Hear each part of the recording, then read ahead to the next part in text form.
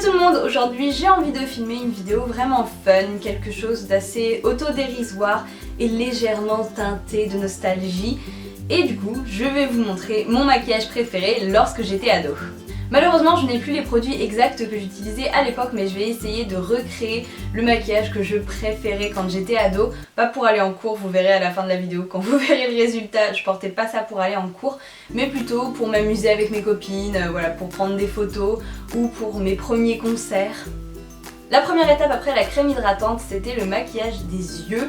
Et lorsque je voulais bien faire, que je m'appliquais, et ben c'était plutôt chargé. Donc aujourd'hui je vais utiliser la Naked 2, même si c'est pas une palette que j'avais à l'époque du coup, parce que les fards sont vraiment bien pigmentés et ça va bien ressortir et c'est juste ce que je voulais. Au début j'utilisais pas vraiment de base pour les paupières, je crois que je savais même pas que ça existait. Du coup aujourd'hui je vais pas en utiliser et je vais commencer avec un fard argenté, assez irisé dans le coin interne. Voilà, il faut bien que ça ressorte.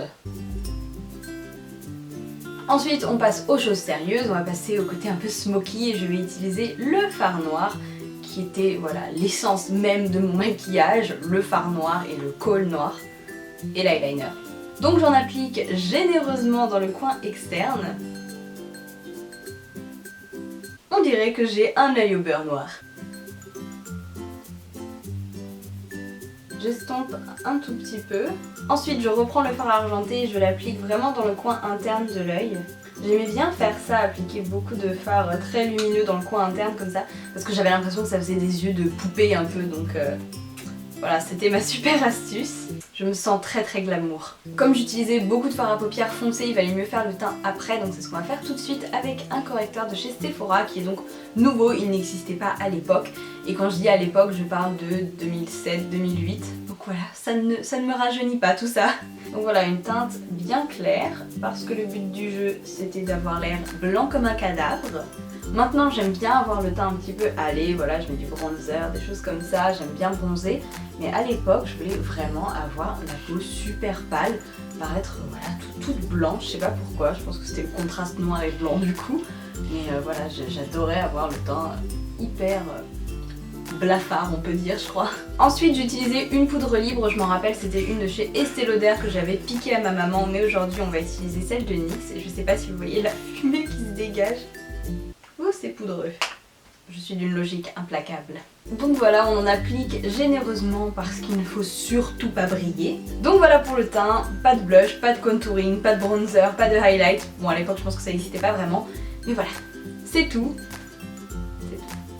A l'époque je ne faisais pas mes sourcils, mais pour le bien de l'humanité on va légèrement leur redonner de la forme. Voilà, juste un tout petit peu et maintenant on va passer à l'eyeliner. Aujourd'hui encore j'adore mettre de l'eyeliner, j'en mets dès que j'ai un petit peu de temps pour me maquiller, donc pas tous les jours mais quand même assez souvent. Mais à l'époque c'était next level. Déjà quand je voulais vraiment être stylée, je faisais une virgule qui allait littéralement jusqu'au ciel.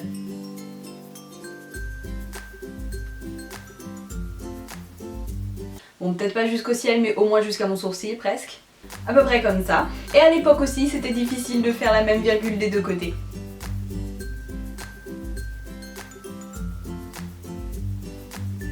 Et je suis plutôt contente de moi, franchement. Ensuite, je ramenais l'eyeliner vers l'intérieur de l'œil pour faire une petite pointe. Je crois que j'avais l'impression que ça donnait un côté œil de chat, mais en fait...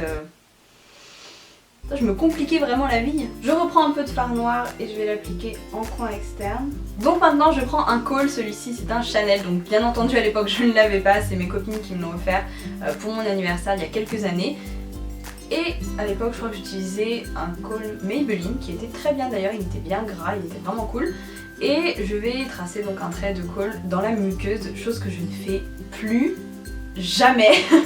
Je fais plus jamais ça, ça fait des années que je l'ai pas fait parce que ça rapetisse l'œil, un truc de malade. Donc bon, voilà, c'est une grande première, ça fait franchement, je sais pas, ça fait au moins 6 ans, 7 ans que je l'ai pas fait quoi. J'ai failli oublier quelque chose que je faisais toujours avec l'eyeliner, je faisais 2 petits points comme ça.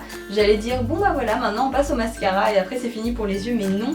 J'ai failli oublier les 2 petits points de liner que je faisais toujours, comme ça. Donc voilà, maintenant on va passer au mascara et après ça sera terminé pour les yeux. Une chose qui n'a pas beaucoup changé d'ailleurs, c'est qu'à l'époque mes mascaras préférés c'était les volumes express de Maybelline. Donc il y en avait plusieurs, effets fossiles et tout, enfin je m'en rappelle plus vraiment. Mais ces mascaras font toujours partie de mes mascaras préférés. Donc voilà une chose qui n'a pas tellement changé. Donc j'en applique très généreusement. Donc voilà, c'est terminé. Je vous disais tout à l'heure que ça serait terminé pour les yeux, mais en fait non, c'est terminé tout court puisque je ne rajoutais rien sur mon teint et ça me fait très bizarre en fait.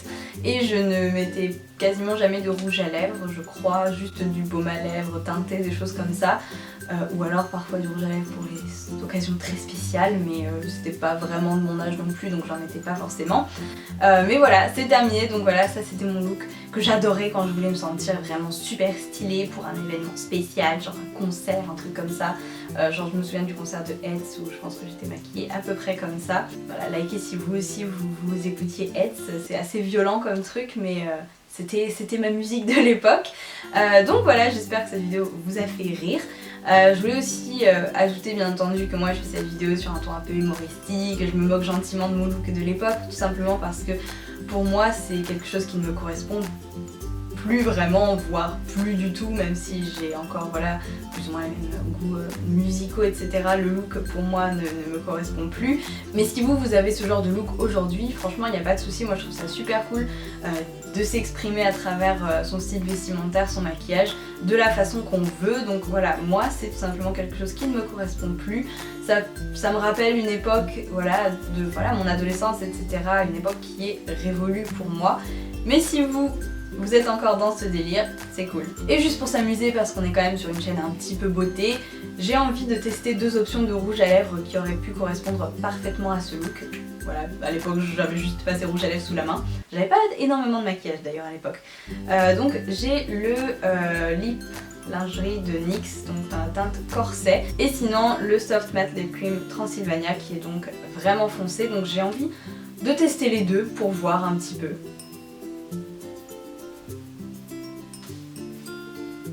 Vous noterez qu'hier soir, quand j'ai fait ma manicure, j'ai pris le soin de mettre du vernis noir puisque c'est ce que je préférais.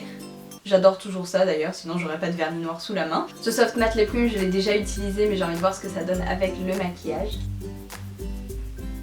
Donc voilà le résultat avec ce rouge à lèvres. Pour le coup, je trouve ça vraiment violent. On dirait un membre de Kiss limite. Clairement, c'est plus à mon goût aujourd'hui. Mais voilà, c'est fun, faut tester.